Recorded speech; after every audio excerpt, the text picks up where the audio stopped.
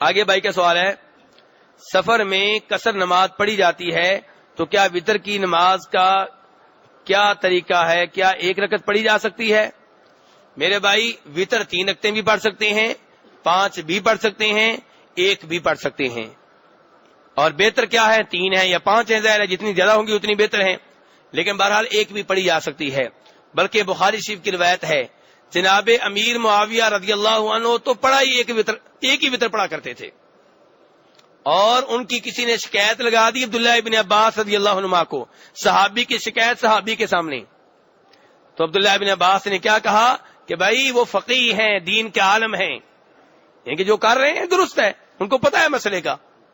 تو میرے بھائی اور نبی صلی اللہ علیہ وسلم کی کئی ایک احادیث ہیں جن میں آپ فرماتے ہیں کہ 2 رکعتیں پڑھتے رہو اور آخر میں 1 وتر پڑھ لو، اور یہ حدیث بھی آتی ہے کہ آپ 3 وتر پڑھتے، پہلے 2 رکعتیں پڑھتے پھر 1 پڑھتے، تو اصل وتر تو ایک ہی ہوتا ہے، 3 پڑھے پھر بھی اصل وتر تو ایک ہی ہے، 5 پڑھے پھر بھی اصل وتر تو ایک ہی ہے،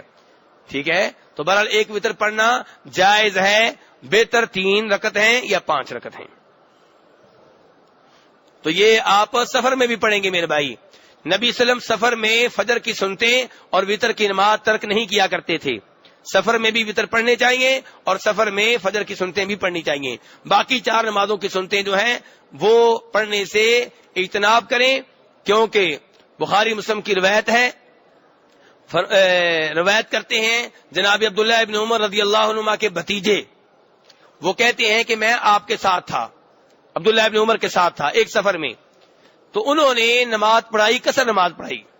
بعد میں آ کے اپنی سواری کے اوپر بیٹھ گئے، مڑ کر دیکھا تو لوگ نماز پڑھ رہے تھے، اپنے بھتیجے سے کہنے لگے کون سی نماز پڑھ رہے ہیں؟ انہوں نے کہا جی یہ سنتے پڑھ رہے ہیں۔ عبداللہ ابن عمر کہنے لگے کہ اگر میں نے سنتے پڑھنا ہوتی تو پھر میں فرض نماز پوری ہی پڑھتا، جب اللہ نے فرض نماز قصر کر دی ہے تو سنتے ہیں، فرض تو نہیں ہے۔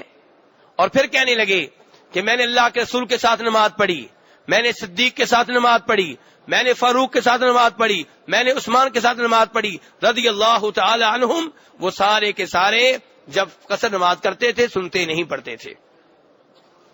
لیکن عام نوافل جو ہیں، سنتوں کے علاوہ جو نوافل ہیں وہ نبی صلی اللہ علیہ وسلم پڑھتے تھے، بلکہ اونٹنی کے اوپر بیٹھ کے پڑھتے تھے، حالانکہ اونٹنی میں قبلہ آگے پیچھے ہو جاتا ہے، لیکن نفلی نماز جو ہے وہ آپ پڑھ سکتے ہیں، ٹرین کے اوپر، گاڑی کے اوپر پڑھتے رہیں، کوئی مسئلہ نہیں ہے۔ تو لیکن جو سنتے ہیں چونکہ وہ اللہ کے رسول نے نہیں پڑھی ہیں، فجر کے علاوہ باقی سنتے ہیں آپ نہ پڑھیں۔